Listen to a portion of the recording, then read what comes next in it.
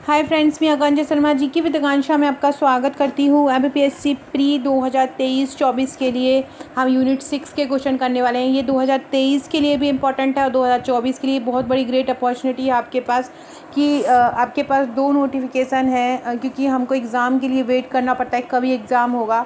तो एक एग्ज़ाम आपका दिसंबर में, एक एग्ज़ाम अप्रैल में है। ज़्यादा से ज़्यादा डेट, क्योंकि लोकसभा चुनाव के कारण इसको अप्रैल में रखा गया है कि पहले ही निपट जाए। तो ये बहुत सारी चीज़ें आपके साथ अभी प्लस में हैं। हालांकि व्यापम में नोटिफिकेशन नहीं आया है, इसके कारण सभी लोग बहुत दुखी हैं। तो क्योंकि कुछ वैकेंसीज़ जो है ना, उन्होंने लोकसभा चुनाव के लिए रोक के रखी है। तो जैसे ही इलेक्शन एंड होगा, वैकेंसीज़ आपके सामने होंगी।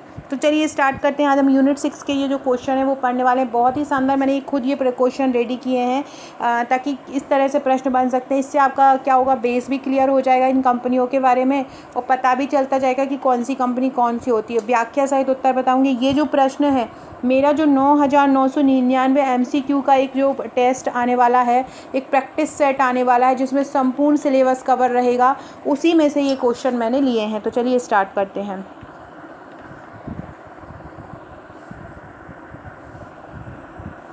पहला क्वेश्चन है, भारत में कितनी महारत्न कंपनी है। सबसे पहले हम ये देख लेते हैं कि महारत्न कंपनियां कौन सी होती हैं। देखो, सबसे पहले तो 3 प्रकार की कंपनियों को 3 प्रकार में बांट दिया गया है। महारत्न कंपनी, नवरत्न कंपनी और मिनी रत्न कंपनी। मिनी रत्न कंपनी के भी फर्स्ट, सेकंड, थर्ड पार्ट होते हैं। सबसे पहले हम देखते हैं कि महारत्न कंपनी क्या होती है। तो जिस कंपनी ने लगातार 3 वर्षों में 5,000 करोड़ रुपए से अधिक का शुद्ध लाभ अर्जित किया हो, 5,000 करोड़ रुपए का शुद्ध लाभ अर्जित किया हो, कितने समय में? 3 वर्षों में। 3 वर्षों में 5,000 करोड़ से ज़्यादा शुद्ध लाभ अर्जित किया हो तथा उनकी 3 साल के लिए औसत वार्षिक शुद्ध संपत्ति 15,000 करोड़ रुपए होना चाहिए। कितनी होना चाहिए शुद्ध संपत्ति? 15,000 करोड़ रुपए या 25,000 करोड़ रुपए के औसत वार्षिक कारोबार को महारत्न का दर्जा दिया है। महारत्न कंपनी किसे कहते हैं?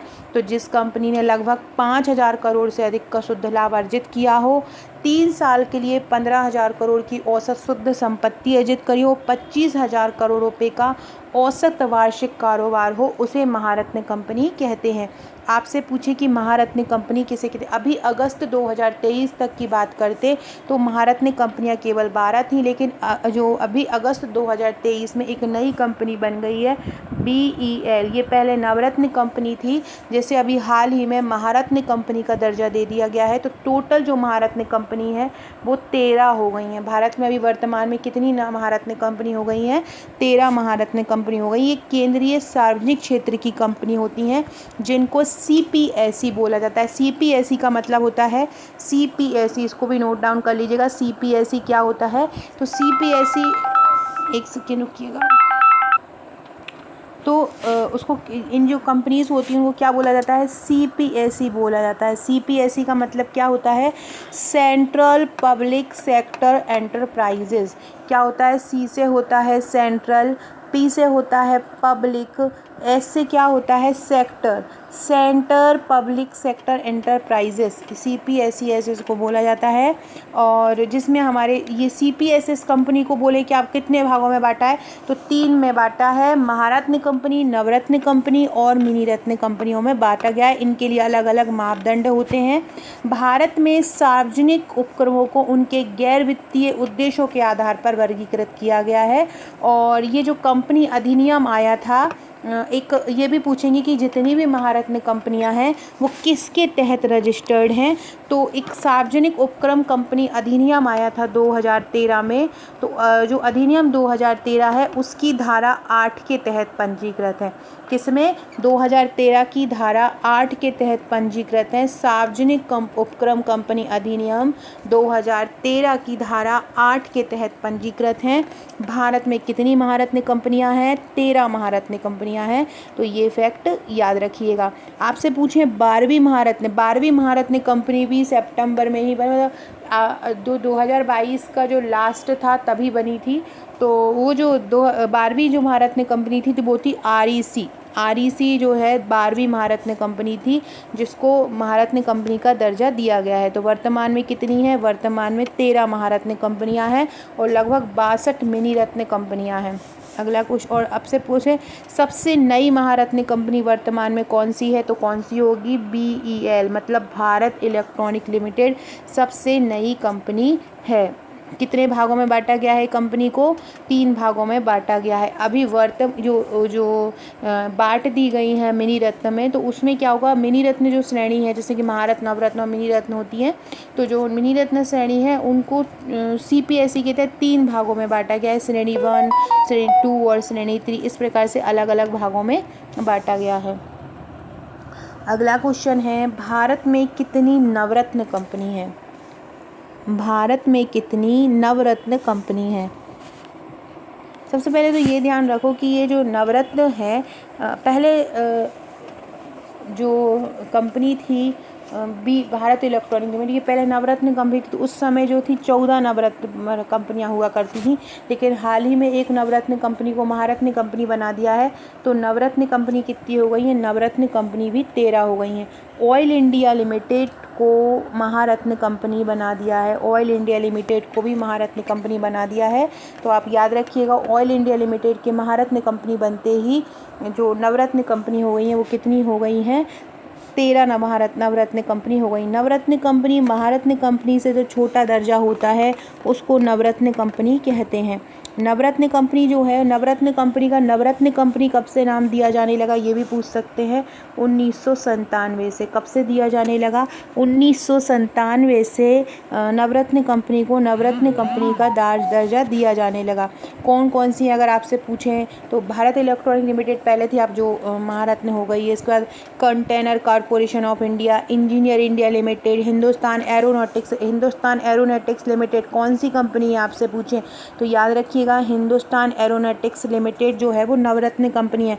इसके अलावा MTNL महानगर जो टेलीफोन निगम लिमिटेड है, MTNL वो भी कौन सी कंपनी है, MTNL भी नवरत्न कंपनी है। Rail Vikas Limited, Neyveli Lignite, National Building Corporation, NALCO जो है, NALCO National Aluminium Company Limited जो नालको, फिर कमेंट बॉक्स में बताइएगा कि जो ये नालको है, ये नालको जो कंपनी है वो कहाँ पर है। नालको जो नेशनल एल्यूमिनियम कंपनी लिमिटेड है ये कहाँ पर है, नालको कंपनी किस जगह पर है बताइएगा। इसके बाद राष्ट्रीय इस्पात निगम लिमिटेड वो भी नवरत्न कंपनी है, नवरत्न कंपनी। अब आपसे पूछें कि ये जो नवरत्न कंपनी होती है, नवरत्न कंपनी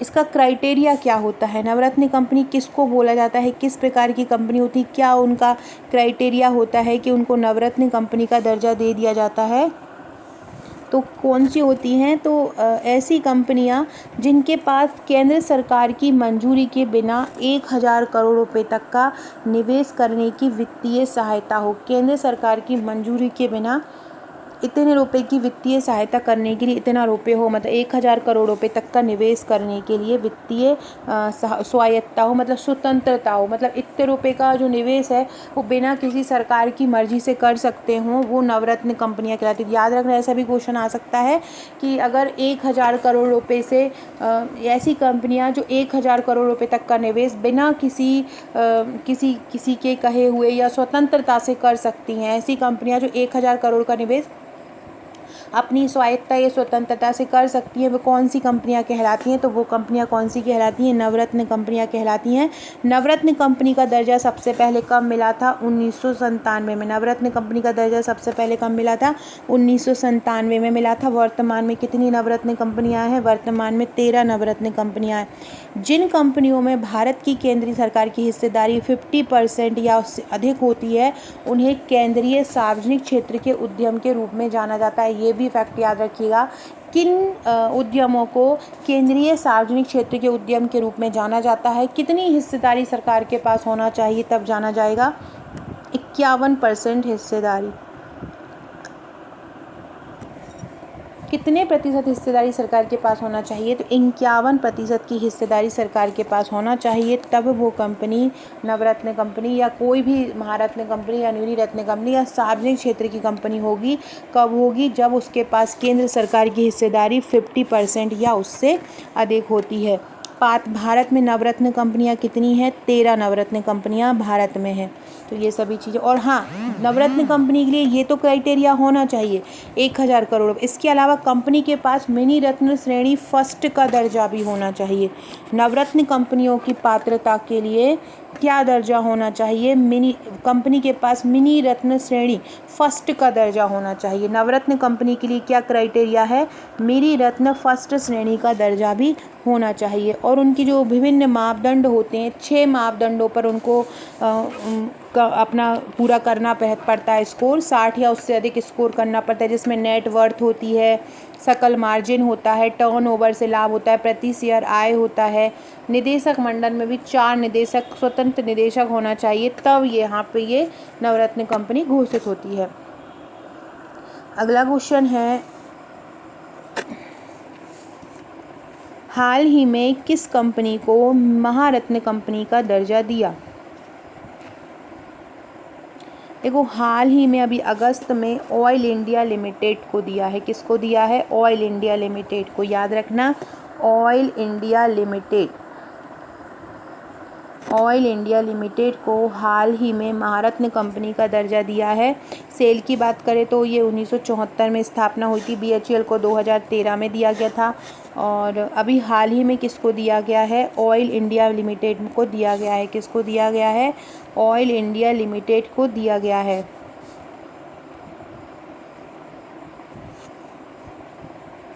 तो ये आपको ध्यान रखना। एक क्वेश्चन आई लास्ट, इस बार से पहले जो एग्ज़ाम हुआ था ना, उसमें ये क्वेश्चन पूछा गया था कि BHEL को महारत्न कंपनी का दर्जा कब दिया गया था?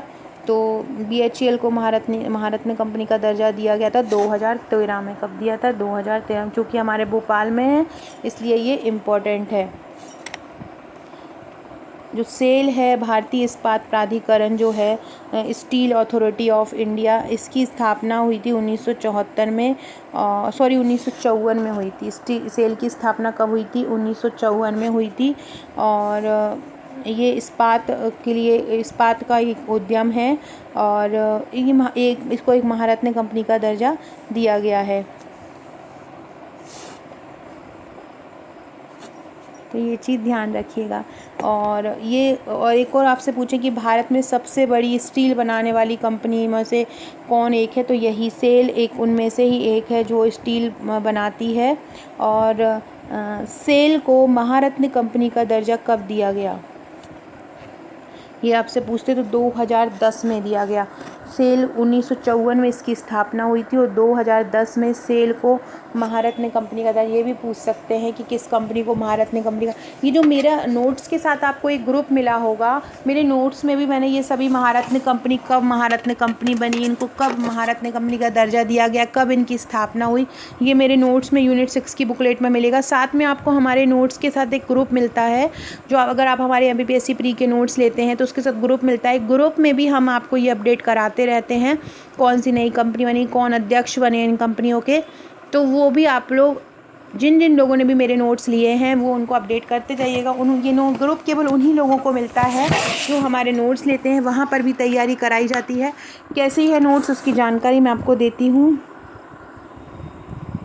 ये मेरे MPPSC प्री के नोट्स हैं, आप देख सकते हैं। ये टोटल 11 बुकलेट आपको दी जाती हैं, जिससे मैं आपको पढ़ा रही हूँ। ये भारत की संविधान, शासन एवं प्रणाली, अर्थव्यवस्था में से आपको पढ़ा रही हूँ। ये टोटल 11 बुकलेट, ये पूरी बुकलेट हैंड रिटन है।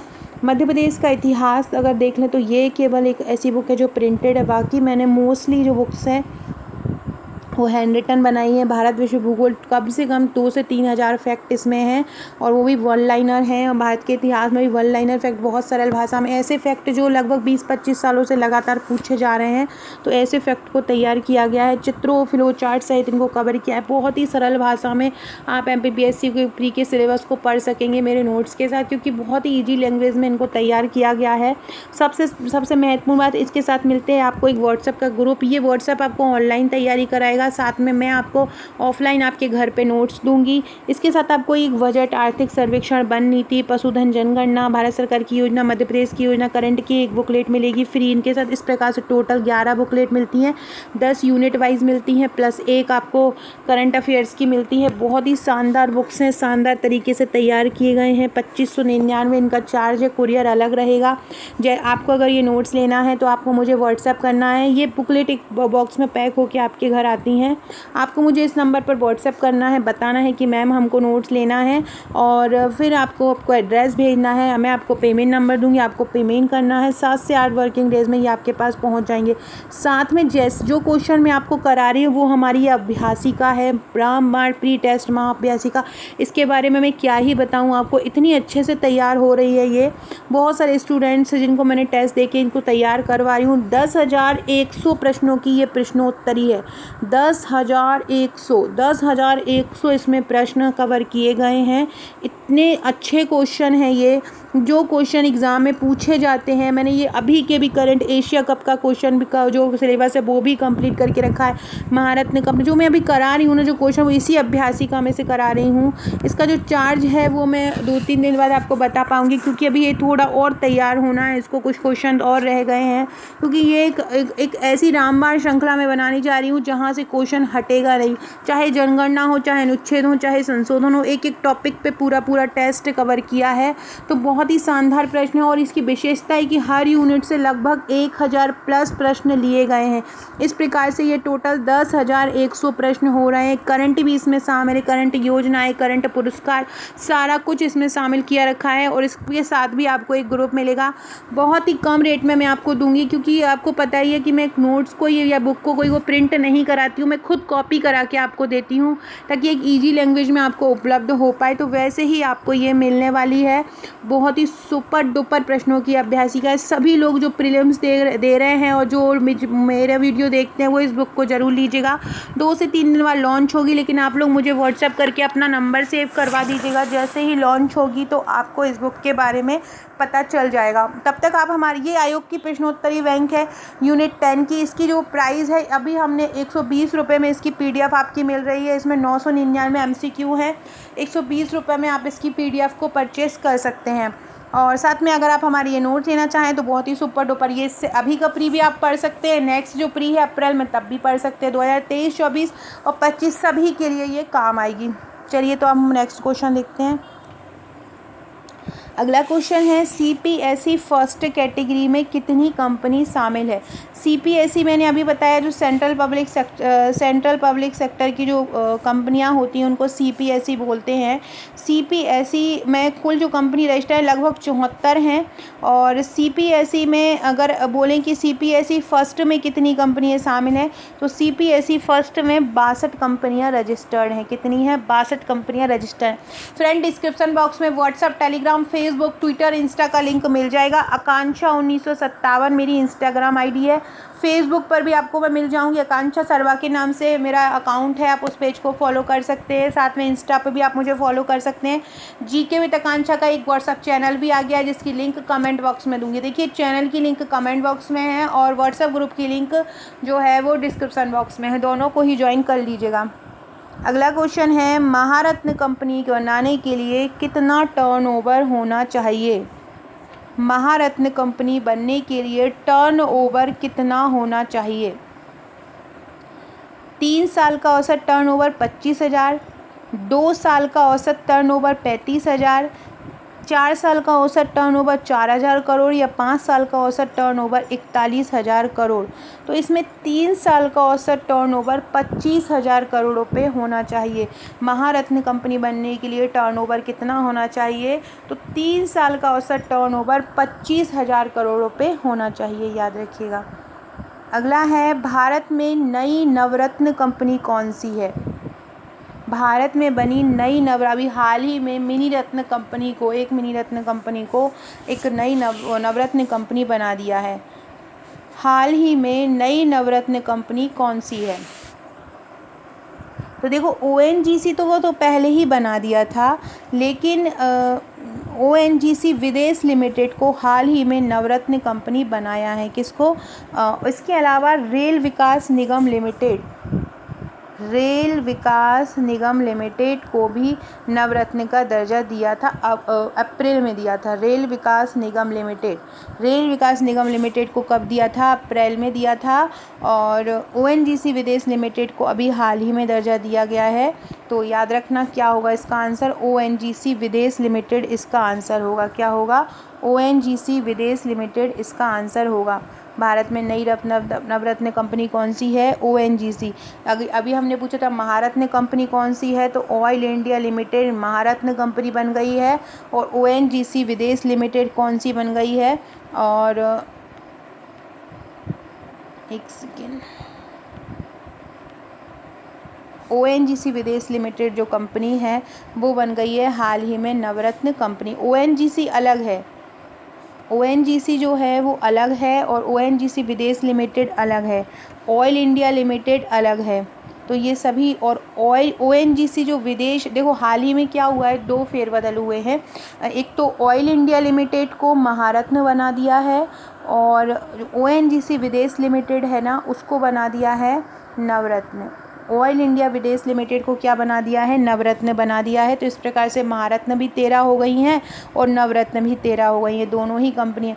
जो ओएनजीसी विदेश लिमिटेड है वो वित्त मंत्रालय ने पेट्रोलियम एवं नेचुरल गैस सेक्टर की जो कंपनी है ऑयल लिमिटेड, ये जो ओएनजीसी की जो कंपनी है ऑयल इंडिया लिमिटेड को महारत्न बना दिया है और ओएनजीसी विदेश को नवरत्न का दर्जा दे दिया गया है।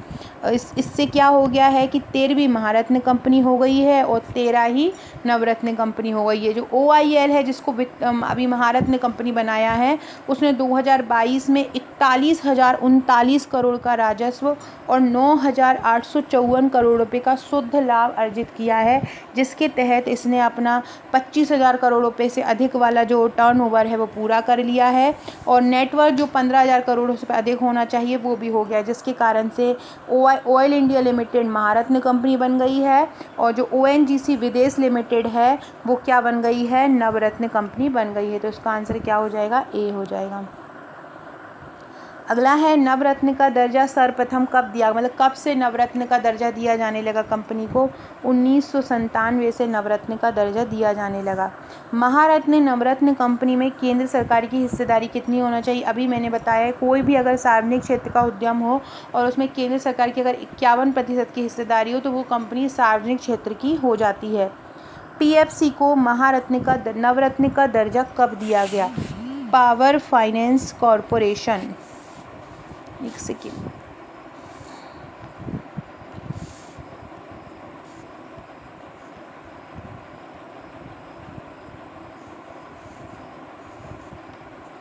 पीएफसी को नवरत्न का दर्जा की, देखो पीएफसी का मतलब होता है पावर फाइनेंस कॉरपोरेशन और इसको ये अब जो है ये महारत्न कंपनी मिल गई है। भारत सरकार ने राज्य के स्वामित्व वाली पावर फाइनेंस कॉरपोरेशन लिमिटेड को महारत्न का दर्जा दिया गया है और ये 1986 में विद्युत मंत्रालय के तत्वाधान में स्थापित किया गया। तो सबसे पहले तो ये याद रखो कि जो पीएफसी है उसकी स्थापना कब हुई थी?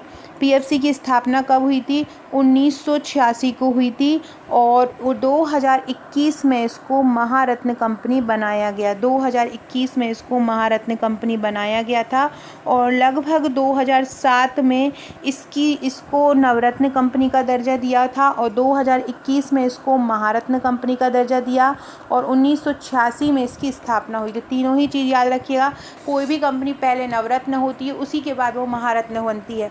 तो 2007 में इसका लगभग 8,688 करोड़ रुपए बजट था, टर्नओवर था, सॉरी। तो 2007 में ये नवरत्न बन गई थी, 2021 में ये महारत्न बन गई है और 1986 में इसकी स्थापना हुई थी। क्या नाम है इसका? Power finance corporation, power finance corporation. तो याद रखिएगा ये भारत की 11वीं महारत्न कंपनी है। भारत की 11वीं महारत्न कंपनी कौन सी है? तो याद रखिएगा पावर फाइनेंस कॉरपोरेशन है। अगला है पावर फाइनेंस कॉरपोरेशन की स्थापना कब हुई थी? 1986 में हुई थी और इसको महारत्न कंपनी का दर्जा कब दिया गया था? 2021 में और 2007 में इसको नवरत्न कंपनी का दर्जा दिया गया और 2021 में किसका दिया गया? महारत्न। ये कौन सी पावर फाइनेंस कॉरपोरेशन कौन सी कंपनी है? ये 11वीं महारत्न कंपनी है। महारत्न का दर्जा कब से दिया जाने लगा? जैसे कि नवरत्न का जो दर्जा है वो 1997 से दिया जाने लगा था, नवरत्न का दर्जा। महारत्न का दर्जा कब से दिया जाने लगा?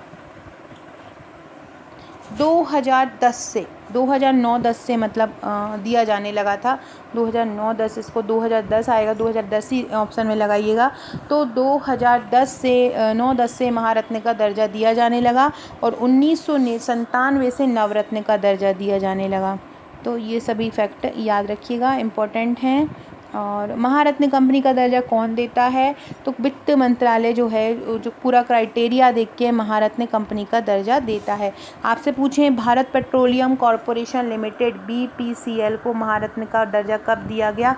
2017 में दिया गया भारत पेट्रोलियम कॉरपोरेशन लिमिटेड को। नवरत्न कंपनी किससे संबंधित है? स्टेटस किससे संबंधित है? संयुक्त उद्यम से, निजी कंपनी से, सार्वजनिक से या पावर सेक्टर कंपनी से? तो ये जो सार्वजनिक कंपनी से संबंधित है नवरत्न स्टेटस। 1 फरवरी 2013 को किस कंपनी को महारत्न का दर्जा दिया गया? तो वेल और गेल को दिया गया। BHEL और GIL को, जो गैस अथॉरिटी इंडिया लिमिटेड है, और BHEL है भारत, BHEL का लिमिटेड है उसको भारत हैवी इलेक्ट्रॉनिक्स लिमिटेड है, और GAIL, इनको महारत्न कंपनी का दर्जा दिया गया 2013 में। कब दिया गया? 2000। सेल को कब दिया गया? 2010 में दिया गया। तो याद रखिएगा। किस कंपनी को नवरत्न का दर्जा नहीं मिला? सेल को मिला है, वेल को, NGC को या CIL को? किस कंपनी को नवरत्न कंपनी का दर्जा नहीं मिला? इनमें से अगर बात की जाए तो BEL को नवरत्न कंपनी का दर्जा नहीं मिला, बाकी सबको नवरत्न कंपनी का दर्जा मिला है। कौन सा स्टील संयंत्र भारत में 1965 में पश्चिम जर्मनी के सहयोग से शुरू हुआ? पश्चिम जर्मनी के सहयोग से कौन सा स्टील संयंत्र शुरू हुआ? जमशेदपुर, टाटा स्टील, बोकारो नहीं हुआ, दुर्गापुर ब्रिटेन के सहयोग से हुआ था। राउरकेला जो है वो पश्चिमी जर्मनी के सहयोग से हुआ, जो कि उड़ीसा में। राउरकेला किससे सहयोग से हुआ है? पश्चिम जर्मनी के सहयोग से राउरकेला का स्थापना हुई है। भिलाई इस्पात संयंत्र किसकी सहायता से बना है? भिलाई इस्पात संयंत्र किसकी सहायता से बना है? तो ये बना है सोवियत संघ या रूस, सोवियत संघ या रूस की सहायता से बना है। दूसरी पंचवर्षीय योजना में इसका निर्माण हुआ। सोवियत या रूस की सहायता से इसका निर्माण हुआ। 1956 से 61 में इसकी स्थापना हुई। विशेष आर्थिक क्षेत्र की अवधारणा सबसे पहले कहाँ पे शुरू हुई थी? चाइना में। तो फ्रेंड्स, ये थे हमारे आज के क्वेश्चन। बहुत ही शानदार सुपर डुपर प्रश्नों की श्रृंखला थी। आज आपको पसंद आए होंगे। वीडियो अच्छा लगे तो लाइक ज़रूर कीजिएगा, शेयर कीजिएगा। Okay friends, thank you.